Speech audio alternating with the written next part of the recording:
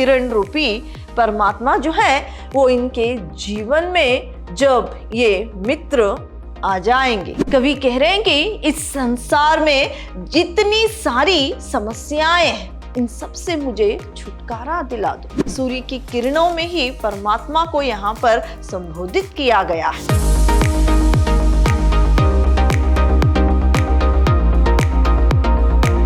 प्रणाम, मैं Rihanna S, अति उत्तम विद्याश्रम की हिंदी प्रवक्ता। मेरे फर्स्ट पीयूसी के जितने भी विद्यार्थी हैं मेरी कक्षा में आप सबका स्वागत है। आज मैं आपको जो आपकी हिंदी पाठ्य पुस्तिका है उसकी जो आधुनिक कविता है तुम आओ मन के मुग्ध मीत, इस कविता के बारे में जानकारी दूंगी। पहले हम इस कविता के जो कवि हैं, इस कविता के जो कवि डॉक्टर सरगु कृष्णमूर्ति जी हैं, इनके बारे में संक्षिप्त में जानेंगे। डॉक्टर सरगु कृष्णमूर्ति, इनका जन्म 1936 में बल्लारी नगर में स्थित कौल बाजार कर्नाटक राज्य में हुआ। इनका जन्म जो है 1936 ईस्वी में बल्लारी नगर में जो स्थित है कौल बाजार कर्नाटक राज्य में है, वहां पर इनका जन्म हुआ था। इनकी प्रसिद्ध कृतियां हैं ज्वाला केतन, श्री कृष्ण गांधी चरित, फिर तुलसी रामायण और पंपा रामायण आदि। ये सब इनकी प्रसिद्ध रचनाएं हैं। इनकी जो मृत्यु है 28 अक्टूबर 2012 ईस्वी में इनकी मृत्यु हुई थी। जो आपके लिए कविता है इसमें क्या है, कवि के अनुसार अपने मधुर मीत के आने से क्या है, मन की मधुर प्रीति फिर से मुस्कुराएगी और पाप भी पुण्य हो जाएंगे। यहाँ पर वे कहते हैं कि जब इनके मधुर मीत जो परमात्मा है, जो उनको मित्र जो ये कह रहे हैं, वो उनके आ जाने से मन की मधुर प्रीति फिर से मुस्कुराएगी। फिर क्या है, मन की जो मधुर प्रीति यानी जो इनका मन है फिर से मुस्कुरा उठेगा।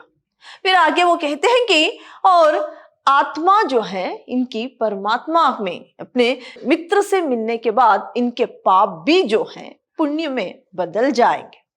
आगे इस कविता में जो है आत्मा के सहचर किरण मित्र जीवन मरण के साथी हैं।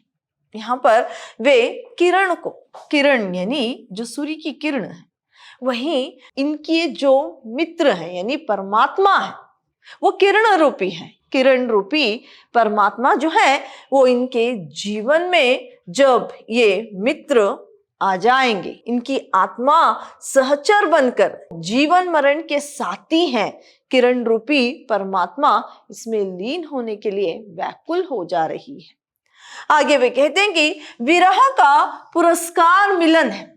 जो अभी क्या है, इनका मित्र जो है अभी नहीं आया है, तो यह विरह का समय है।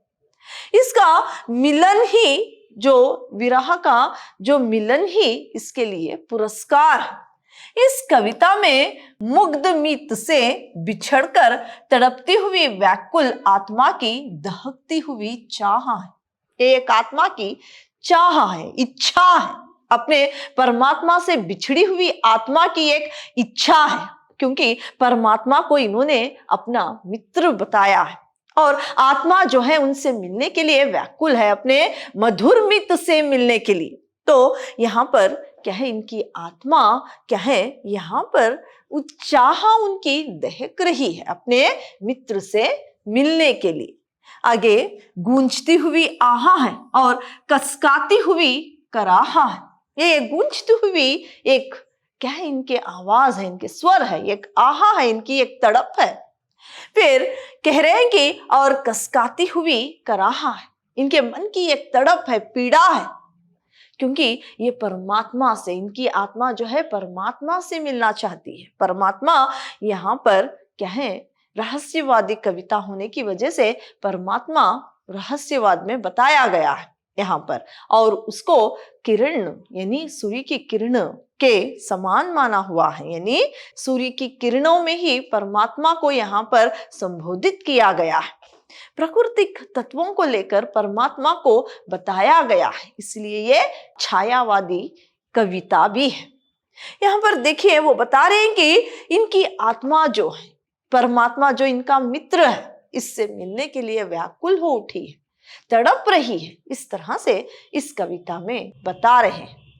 आगे देखिए, इसमें छायावाद, रहस्यवाद एवं प्रतीकावाद का त्रिवेणी संगम है। छायावाद और क्या है, रहस्यवाद और प्रतीकावाद जो है इस कविता में, इन तीनों का सम्मिलन है, एक त्रिवेणी संगम है इस कविता में। तो आपकी कविता का पहला स्टैंजा इस प्रकार है।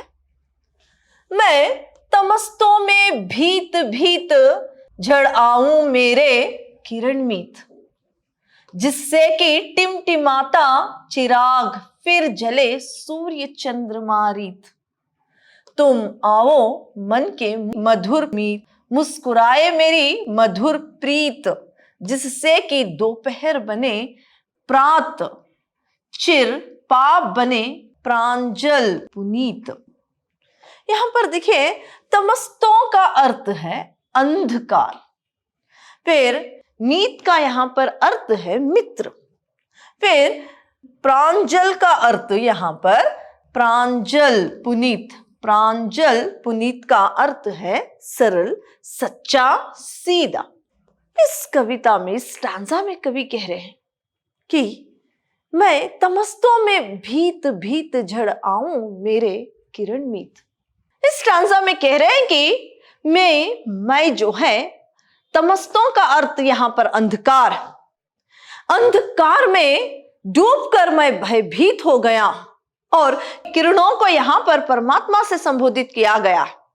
किरण रूपी मीत मुझे, यानी यहां पर आत्मा को, जो टिमटिमाते हुए सूर्य व चंद्र, चंद्रमा जो है, सूर्य जो है, उसके प्रकाश में ले जा।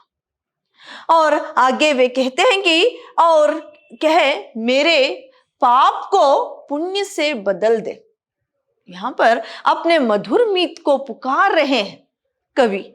मधुर मीत, मीत कौन है? इनका मित्र यहां पर परमात्मा है। इनकी आत्मा जो है, आत्मा का मित्र परमात्मा है।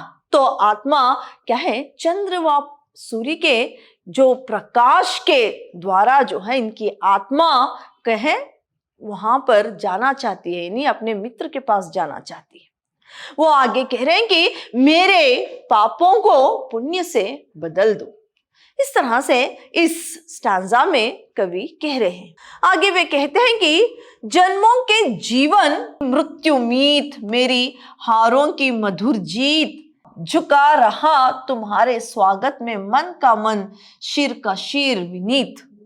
तुम आओ मम कल्याण राग झन झना उठे मेरा अतीत, किल खिला उठे कंटक परित, आगर हृदय मंधार गीत।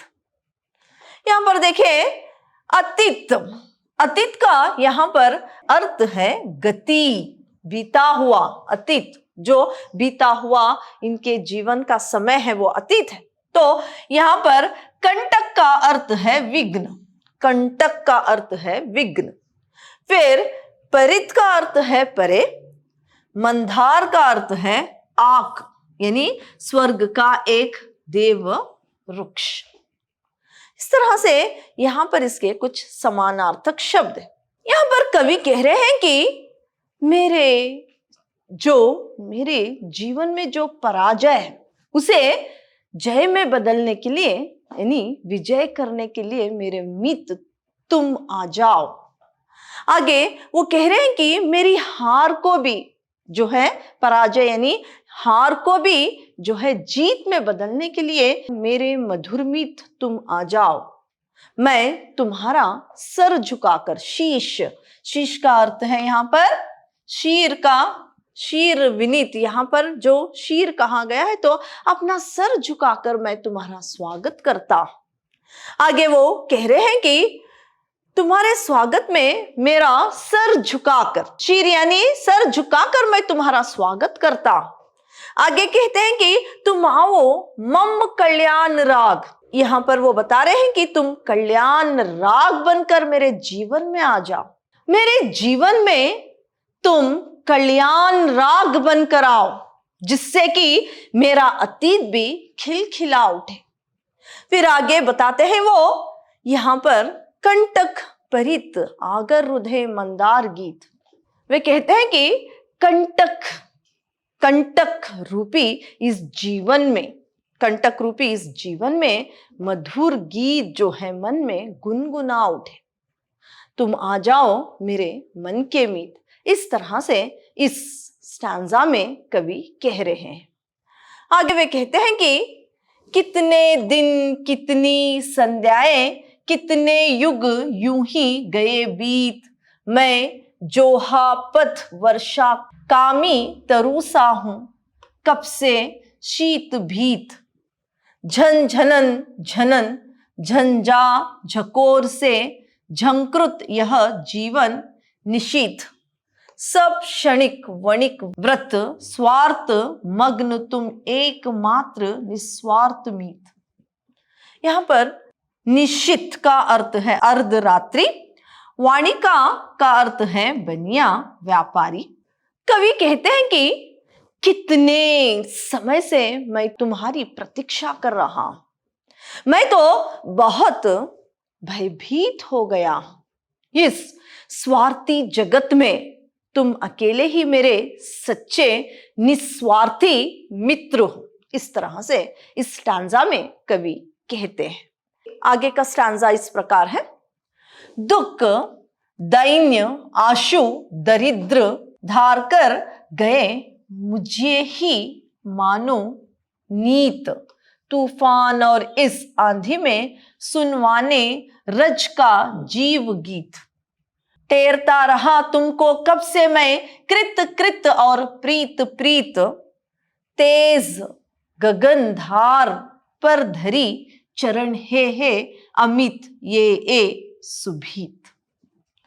यहां पर टेरना का अर्थ है पुकारना, टेरना का अर्थ है पुकारना, कृत का अर्थ है खरीदा हुआ।